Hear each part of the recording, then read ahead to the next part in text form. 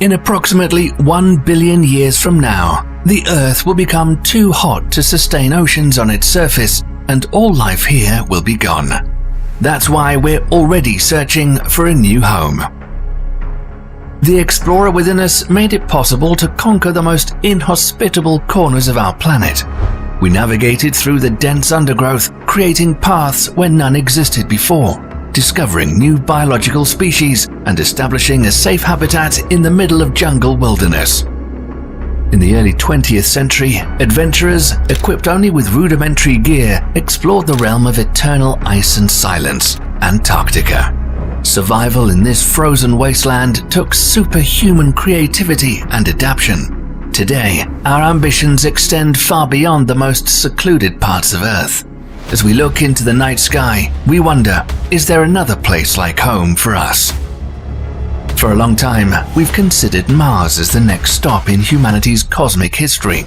That turned out to be nothing but a fantasy, a long-shot projection impossible to achieve, and it looked as if there would be no place else for us, until one day, we discovered Titan. An enigmatic celestial object so similar to Earth, it revived our hope in search for a second home. What does it take to build a colony millions of miles away from Earth? Why is colonizing Mars a bad idea? And is our technological progress sufficient to send human colonists on a one-way trip to Titan?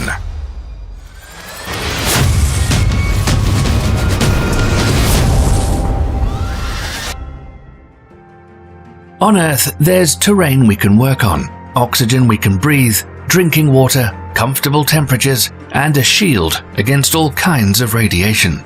All of these conditions are vital for life as we know it, but finding them elsewhere in space is like winning the lottery. Take Mars, for example. Geological records show that the planet was once like Earth. Mars had lakes on its surface, it had a warm climate, and potentially life. But all that has long been gone, and today the planet is nothing like what it used to be. Colonizing Mars makes no sense. It's a lifeless desert, where the average temperature is a bone-chilling minus 80 degrees Fahrenheit. It's a distant world where radiation is so strong, each step on the Martian soil brings you closer to an ultimate demise. But let's imagine we decided to establish a colony on Mars. What would it take?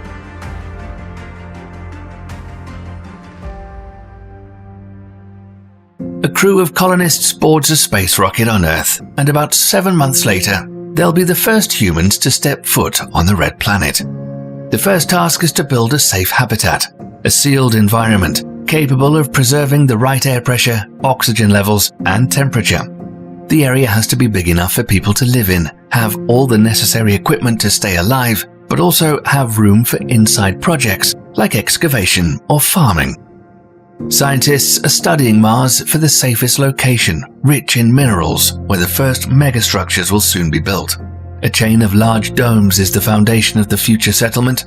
One problem is solved: there's shelter from intense cosmic radiation and dust storms. From here on, excavators start digging up soil, and 3D printers turn it into physical structures. Humanity builds its first housing on an alien world. Buildings extend underground, where they're connected to other domes through a system of tunnels. At this point, the colony no longer has a threat from external sources, but it still relies on a constant supply of water, oxygen, and energy. Life in a colony is not easy. Biologists spend most of their days figuring out ways to enhance vegetation growth. This requires uninterrupted focus, as even slight fluctuations in temperature, pressure, gravity, or humidity threaten the entire harvest. At one point, the colony will fully depend on it. Geologists, along with scientists, are the ones living outside of the domes for the most part, searching for potential ice deposits. Nothing ever goes to waste. Water, minerals, sweat, and even urine is recycled. 3D printers are used to create spacecraft components and essential instruments. Shipments from Earth take too much time, and the colony might not have it. The system is fragile. There's no room for error. Sustaining the colony requires a lot of energy. Energy production becomes a critical cornerstone. Sandstorms on the Red Planet are regular. Once sand grains rise into the atmosphere, they create a thick veil that blocks the amount of light that the solar panels can receive. And when sand settles, it covers the panels. Robots ensure the proper functioning of solar energy generation, but they too require maintenance. And leaving the domes means being in constant danger. Mars has a very thin atmosphere, about 1/100 thinner than Earth's. In other words, there's 99% less air on Mars than our planet, and a lot more objects from space make their way to the ground without burning up. And because the planet's core is frozen, there's no magnetic shield. Cosmic and solar radiation are a constant threat. Each suit is equipped with sensors signifying critical levels of solar radiation in the atmosphere and potential danger coming from space. A significantly thicker atmosphere with a comfortable climate would eliminate several key problems. Elon Musk has put forward an intriguing suggestion: to artificially generate an atmosphere on Mars, raising global temperatures by detonating nuclear bombs over its poles. The reality is, it won't work, and here's why. Water vapor and carbon dioxide are essential greenhouse gases on Earth. While Mars has a large amount of CO2 in its atmosphere, it's only 1% as dense as Earth's atmosphere, so there's less of this gas overall. A big portion of the carbon dioxide on Mars is trapped in non-atmospheric reservoirs, such as polar ice and minerals, making it difficult to access. But even if we could somehow access these reservoirs, the available CO2 won't be sufficient to impact the planet's atmosphere. Atmospheric pressure feels like the weight of the air around us. At sea level on Earth, it's 1 bar, and it's like having 1 kilogram of air pushing down on every square centimeter. Currently, Mars has a very low atmospheric pressure, just about 6 millibars. That's about 15 grams of carbon dioxide per square centimeter. To sustain liquid water on the surface of the red planet, you'd have to increase it to roughly 2,500 grams per square centimeter, over 150 times more CO2 than Mars currently has. It's like trying to fill up a balloon, but there's not enough air to do it. Melting polar ice caps to release water vapor is doomed for failure. If there's not enough heat-trapping gas in the atmosphere, the resulting water vapor would just freeze back because of the low temperatures. And let's not forget about the radiation released from nuclear warheads, which would make Mars even more uninhabitable, at least regions closer to its poles. It's all an intriguing thought experiment, rather than a practical solution. The only thing that makes Mars an alluring planet is its relatively small distance from Earth. But is that really enough for us to throw in all the technological progress we've achieved and most of humanity's resources for a fraction of a chance like this? What if there's a world better suited for our cosmic ambitions? Titan is a cold, icy moon that orbits the planet Saturn, and that's even further away from Earth. So what makes it a better candidate for a future human settlement? We've already built one space colony, the International Space Station. It's separated by a mere 250 miles from Earth, and its crew requires continuous resupply of resources, just like a hypothetical colony on Mars would. But Titan already has an abundance of resources on its surface and underneath it. It's just a matter of collecting, repurposing, and recycling them. It took the Cassini spacecraft nearly 7 years to reach Saturn. Looking ahead, with potential advancements, it's possible that in about 50 years, our technological progress could enable transporting a group of human colonists to the Saturnian system in just about 2 years.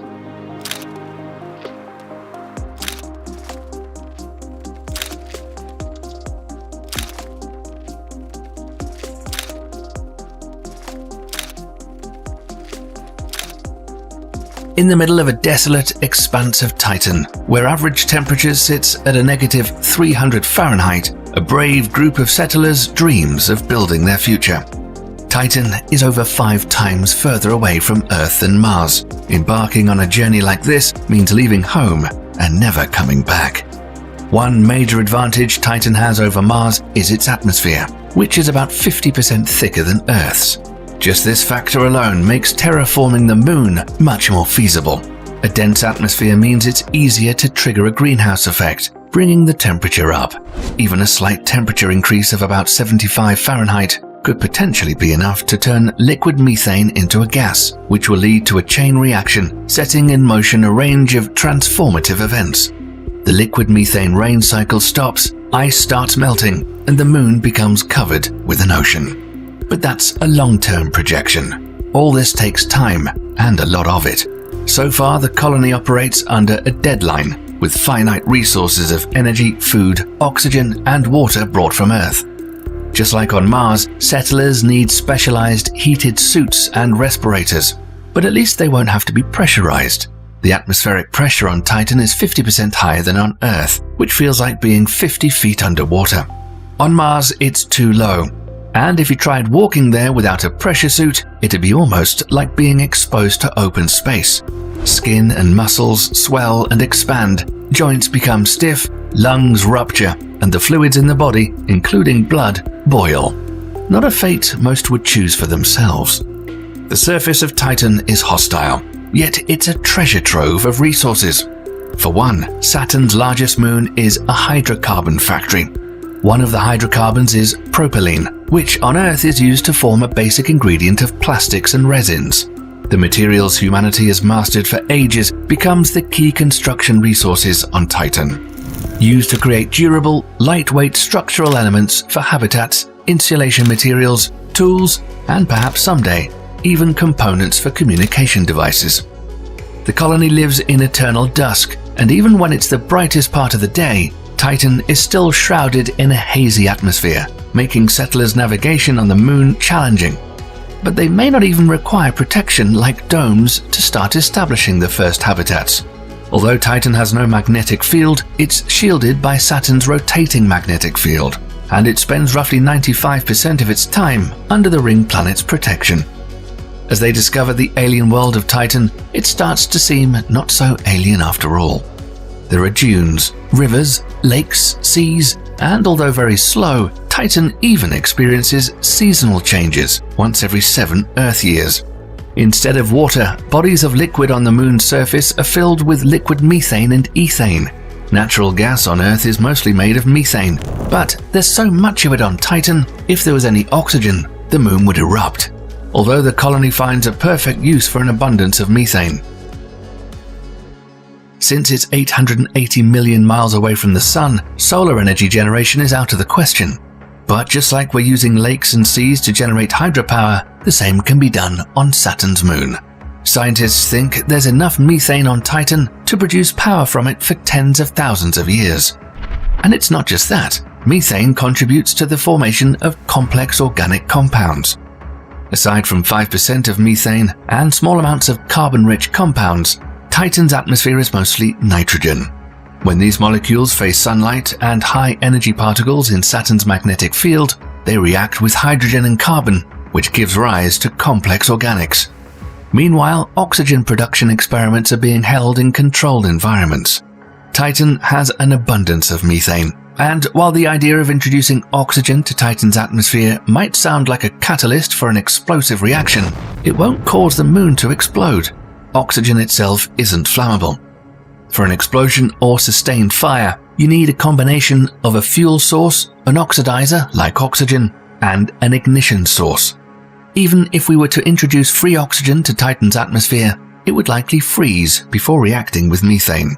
Additionally, increasing the oxygen concentration would decrease the methane level, crucial for a reaction to take place under Earth-like temperatures, where at least 5% of methane in the air is needed.